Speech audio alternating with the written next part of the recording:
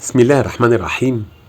في يوم من الأيام خرج راجل فقير من بيته يبحث عن الرزق بتاعه عشان يقدر يكفي نفسه ويكفي مراته وولاده أكل وشرب. بس هو مش عارف هيروح فين، هو على باب الله ارزقي. فهو ماشي مر بجامع سمع فيه خطبة. الخطبة كانت بتتكلم عن فضل الصلاة على النبي.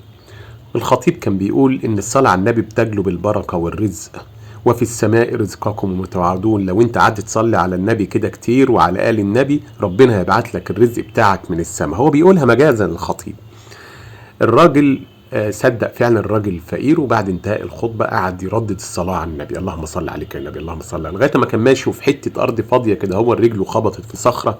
رفع الصخرة عشان ما تأذيش الناس، لقى تحتيها كيس. بيفتح الكيس لقى ذهب وياقوت ومرجان، لقى كنوز، لقى حاجات كنز جوه الكيس دوت.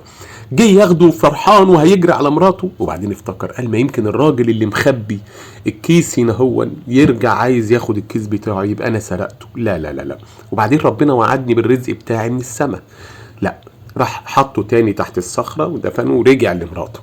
لما رجع لمراته فبيحكي لها، فمراته قالت له ليه بس كده، ده احنا جعانين وولادك جعانين، ليه عملت كده؟ هو ان كنت جبت الكيس. قال لها لا، اوعي تطمعي في حاجه غيرك، انا ربنا وعدني قال لي هيبعت الرزق بتاعي من السماء، انا هستنى لغايه ما ابعته، بس صلي على النبي زي ما انا بصلي على النبي وعلى ال النبي، ونشوف البركه والرزق اللي ربنا وعدنا بيهم. في الوقت دون كان جاره اليهودي عمال يسمع الحديث بتاعهم وهم بيتكلموا. قال اجري بسرعه على الخرابه. فعلا جري بسرعه على الخرابه وراح زاح الحجر وخد الكيس فرحان ورجع بيه على بيته عشان يفتحه ويشوف الذهب والمرجان. اول ما فتحه لقى عقارب وافاعي وحشرات وحاجات بلاوي زرقاء. قال يا ابن الذين، يبقى جاري ده كان بيضحك عليا. طب انا هعمل ايه؟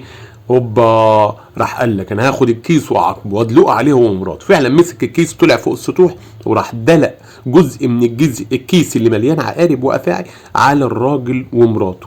المفاجأة ان اللي نزل على العقارب والافاعي اللي نزلت تحولت لذهب، ونزلت ذهب على راس الراجل ومراته. اليهودي بص واتصدم واتفاجئ كده وقال ايه ده، انا رامي عقارب وافاعي. الراجل تحت حمد ربنا وشكر ربنا وقال لمراته شفت، مش انا قلت لك ان ربنا هيبعت لي رزق من السماء؟ اليهودي راح بص في الكيس تاني لقى جواه عقارب وافاعي، راح دلق بقيه اللي هو باقي الكيس، راح دلق الباقي، نزل ذهب ومجوهرات على الراجل تحت. راح نزل بسرعه جري الراجل وراح حكى له، قال له ده انا رحت جبت الكيس وطلع فيه عقارب وافاعي ورميته عليكم، ازاي ينزل عليكم، ازاي ينزل عليكم ذهب؟ راح الراجل حكى له الخطبه وقال له زي بالظبط قوم موسى بنو إسرائيل والفراعنة أو المصريين أيام عهد الفراعنة، كان نفس نهر النيل بيعدي عليهم، على بيوت بنو إسرائيل المؤمنين يعد مية، لكن على بيوت المصريين اللي هم كانوا مفروض وقتها ما بيؤمنوش بالله عد عليهم دم. ودي كانت معجزة لسيدنا موسى. هنا الراجل اليهودي أسلم وخلاص هيمشي. راح الراجل قال له استنى، انا وعدت ان انت ان شاء الله باذن الله اديك جزء من الذهب، وراح مديله فعلا جزء من الذهب.